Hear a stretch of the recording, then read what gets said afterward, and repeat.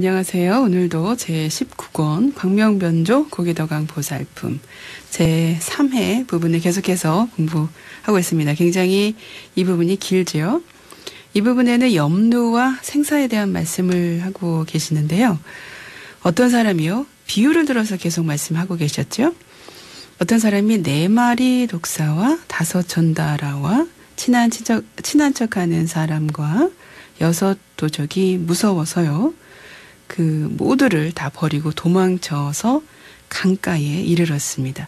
그 사람이 그 강을 건너기 위해서 뗏목을 만들어서 건너가는 것 같지요. 보살도 4대의 독사와 5음의 전다라와 친한 척하는 탐애와 6입의 빈 마을과 6진의 도둑이 무서워서 번뇌의 강에 이르러서는 개정해 해탈지견과 육바라밀과 37조도품의 뗏목을 만들어서요. 번뇌의 강을 건너서 항상하고 즐거운 열반의 언덕에 이르게 된다고 말씀을 쭉 하셨습니다. 그러자 광명변조 고기더강 보살이 부처님께 그렇다면 도대체 어떤 것이 열반이고 어떤 것이 대열반입니까? 라고 질문을 하게 됐죠. 그래서 지난 시간에 부처님께서 답을 하시는 부분 시작하다가 끝을 맺었습니다. 그 부분 경전 부분 다시 보도록 하겠습니다. 512페이지를 함께 보도록 하겠습니다. 부처님께서 말씀을 하십니다.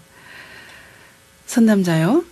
마치 굶주린 사람이 밥을 조금씩 먹어도 안락하다 하나니 이런 안락도 열반이고 병이 나으면 안락하니 이것도 열반이라 하고 어떤 사람이 공포를 느끼다가 의지할 때를 얻으면 안락을 얻기 때문에 이것도 열반이라고 하며 가난하던 사람이 7보, 보물이죠. 7가지 보물을 얻으면 안락을 얻었다 해서 이것도 열반이라 하며 사람이 뼈를 보고 탐욕을 일으키지 않으면 안락을 얻나니 이런 안락도 열반이라고 하거니와 이러한 열반들은 대열반이라고 이름하지 못하느니라.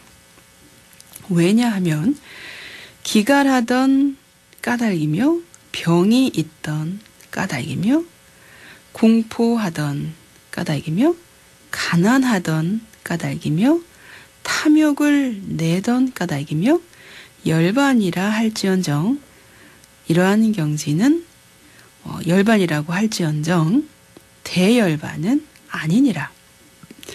선남자여 범부나 성문들이 혹 세속으로 인하여 혹은 성인의 도를 인하여 6개의 속박을 끊으면 안락함을 얻게 되나니 이런 안락은 열반이라 이름을 할지언정 대열반이라고 이름하지 못하느니라. 초선의 속박을 끊거나 또는 비비상처의 속박을 끊으면 안락함을 얻나니 이런 안락은 열반이라 이름할지언정 대열반이라 이름하지는 못하느니라. 왜냐하면 도로 번뇌를 내거나 습기가 있는 까닭이니라. 어떤 것을 번뇌의 습기라 하는가? 성문이나 연각은 번뇌의 습기가 있기 때문에 이른바 나의 몸이라, 나의 옷이라, 또는 내가 간다, 내가 온다, 내가 말한다, 내가 듣는다, 열에는 열반에 들었다. 열반의 성품은 내가 없고 즐거움이 없고 다만 항상하고 깨끗함만 있다고 하는 그러한 말 등을 하는데 이것을 번뇌의 습기라 이름하느니라. 부처님과 교법과 스님들은 차별한 모양이 있고 열에는 필경의 열반에 드시며 성문이나 연각이나 부처님께서 얻은 그런 열반이 평등하여 차별이 없다 하나니 이런 뜻으로 이승의 성문연각이죠. 그 이승의 얻은 열반은 대열반이 아니니라. 왜냐하면 항상하고 즐겁고 나이고 깨끗함이 없는 까닭이니라. 여기서는 열반의 사덕 상락아정을 이야기하고 계시죠. 그것이 없기 때문에 항상하고 즐겁고 나이고 깨끗하여야 할 그런 대열반이라고 이름할 수가 없는 것이니라. 그런 상락아정이 있어야 대열반이라고 하시는 말씀이십니다. 네, 그 다음 이어서 보겠습니다.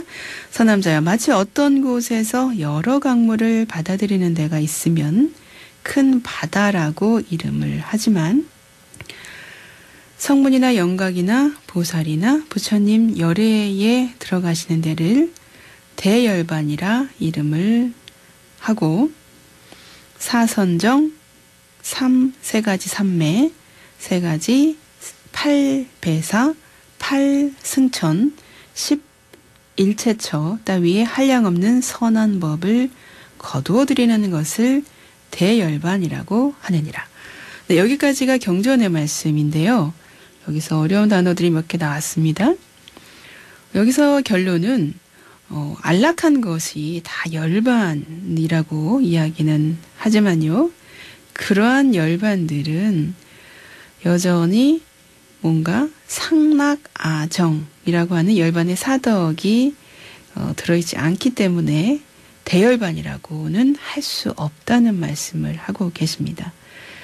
대열반이라고 하는 것은 부처님께서 들어가시는 곳이고 사선정, 또 세 가지 삼매, 팔배사, 팔승천, 11체처 따위 한량없는 선한 법을 거두어 드리는 것이어야 그런 대열반이라고 할 수 있다고 말씀하고 계십니다. 여기서 팔배사, 팔승천, 11체처를 잠깐 설명드리고 넘어가겠습니다. 이 팔배사, 팔승천, 11체처는요. 대지도론에 나오는 내용입니다. 대지도론의 저자는 용수고요. 이 대지도론은 대품반야경의 주석으로 전체 10권으로 되어 있는 아주 방대한 분량의 책입니다. 그러한 대지도론에 나오는 내용이 바로 팔배사, 팔승천, 11제처인데요. 이것은 대상을 무너뜨리지 않고 관찰하는 선법을 말하는 것입니다. 네, 하나하나 차례차례 보도록 하겠습니다. 팔배사는요, 팔해탈을 말하는 것입니다. 8단계의 관념, 그래서 볼관자 생각염자 써서 관념입니다. 8단계의 관념, 곧 마음의 집중을 통해서 탐착심을 버려서 이루어지는 그런 해탈을 말하는 것입니다. 이 마음 집중을 통해서요, 오욕의 경계를 여의고, 오욕은 재색식명수라고 그 전에 말씀드렸죠. 그 오욕의 경계를 다 떠나고요. 탐하고 고집하는 그런 마음을 버림으로써 배사라고 말하는 것입니다. 등질 배자에다가 버릴 사자겠죠. 배사라고 말하고요. 또 이것으로 말미암아서 3개, 육계색계, 무색계 3개의 번뇌를 끊고 아란과를 증득함으로 해탈이라고 한다고 합니다. 8가지 단계가 있는데요. 그 8가지 단계가 내유색상관, 외색, 해탈 이런 식으로 계속 한문이 나오는데 그 한문은 제가 읽어드리면 더 복잡하니까 그걸 풀어서 8개를 쭉 말씀드리도록 하겠습니다. 첫 번째가요. 내심 안에 그 내면의 마음 안에 색욕에 대한 생각이 있어서요. 이를 제거하기 위해서 밖에 있는 부정관을 닦는 것이 첫 번째. 팔배사 중에 첫 번째고요. 네, 두 번째는 내심, 내면의 색욕은 사라졌지만 다시 이것을 확실히 하기 위해서 밖에 있는 부정관을 닦는 것을 말합니다. 여기서 부정관은 모든 것이 다 부정하다는, 깨끗하지 못하다는 그렇게 이제 보는 것을 부정관이라고 하는 거죠. 뭐 사람의 몸을 봤을 때 저 사람의 해골을 본다든지 뭐 몸에서 더러운 것이 나오는 것을 본다든지 이런 식으로 이제 관하는 것을 부정관이라고 하죠. 그런 부정관을 닦는 것이 이제 두 번째 단계고요. 세 번째 단계는요. 신체적으로 즐거우며 청정한 해탈에 안정하게 머무는 것. 그게 세 번째 단계고요. 네 번째는 공무변처 해탈이라고 얘기는 하는데 물질적인 상을 모두 멸해서요. 허공과 같은 가없는 선정에 들어가는 것. 이것을 공무변처 해탈이라고 합니다. 네 번째였고요. 다섯 번째는 식무변처 해탈이라고 하는데요. 이것은 의식을 떠난 가없는 해탈에 들어가는 것. 의식을 떠난 가없는 해탈에 들어가는 것. 다섯 번째고요. 여섯 번째가 무소유처 해탈. 이것은 가진 것이 없는 해탈로요. 무소유와 바람이 없는 세계에 들어가는 것을 말합니다. 일곱 번째가 비상비비상처 해탈이라고 하는데요. 이것은 무색계의 사천인 생각도 아니고 생각 아님도 아닌 해탈에 들어가는 것을 말합니다. 여덟 번째가 멸수상정 해탈인데요. 이것은 생각과 느낌의 작용이 완전히 사라진 위없는 경계의 해탈에 들어가는 것을 말합니다. 이것이 바로 8배사입니다. 첫 번째 단계에서 세 번째 단계까지는요. 특정한 일반적 물질 세계와 관련이 있고요. 네 번째 공무변처 해탈에서부터 일곱 번째 단계 비상비비상처 해탈까지는 선정에 관한 내용이고요. 마지막에 여덟 번째 단계에서는 최상의 깨달음의 단계를 뜻합니다. 이 8가지 선법인 8배사 다음에 8승천을 말합니다. 배사는요. 8배사 할 때 그 배사는 번뇌를 물리쳐서 오욕을 정화하는 작용은 있지만요. 초보적인 관법이라서 아직 자제하게 마음을 따르지는 못한다고 합니다. 만약에 관심이 무르익어서 자제하게 바뀌고 또 달라질 수 있으려면요. 반드시 승처관으로 나아가서 닦아야 한다고 합니다. 이 승처관은 이길 승자에 고처자를 써서 승처관인데요. 니까에서는 이걸 지배의 경지, 이기는 곳이니까 뭔가 이긴 사람은 뭔가 지배를 할 수 있는 그런 위치가 있는 그런 의미로 통하는 것이겠죠. 그래서 지배의 그런 경지로 나아가서 닦아야 한다고 하는 것입니다. 대지도론에서 비유하기를요. 만약에 사람이 말을 타고서 진을, 여기서 진은 티끌진짜서 번뇌를 타파하고 또한 능히 그 말을 제어한다고 말하는 것과 같다고 합니다. 팔승처를 그럼 쭉 한번 보도록 하겠습니다. 팔승처도 한자로 쭉 길게 나와 있지만 그냥 풀어서 말씀드리도록 하겠습니다. 팔승처의 첫 번째 단계는요. 안으로는 물질의 모습이 있고 밖으로는 물질을 관찰하되 적은 대상을 관찰해서 좋거나 싫거나 뛰어나게 알고 뛰어나게 보는 것. 이것을 팔승처의 첫 번째 수행 단계고요. 두 번째는 안팎으로 물질의 대상을 많이 관찰하되 첫 번째는 아주 적게 관찰하라고 했죠. 두 번째는 안팎으로 물질 대상을 많이 관찰하되 좋거나 싫거나 뛰어나게 알고 보는 것. 이게 두 번째 단계고요. 세 번째는 안으로 물질이 없고요. 밖으로는 적은 대상을 관찰하되 또한 그러한 것. 세 번째고요. 네 번째는 안으로는 물질 대상이 없고요. 밖으로 많은 물질을 관찰하되 또한 그러한 것을 네 번째라고 하고요. 다섯 번째가 청승처. 여섯 번째는 황승처. 7번째가 적승처, 8번째가 백승처, 청황적백, 이건 색깔을 말하는 것입니다. 그런 청황백적승처가 5번째, 6번째, 7번째, 8번째 순서로 이어집니다. 이런 8승처 다음에요, 11체처를 밝히고 있습니다. 승처는요, 비록 능히 적은 인연을 관하는 가운데 뒤바뀜이 자제하지만요, 널리 두루두루 하지는 못한다고 합니다.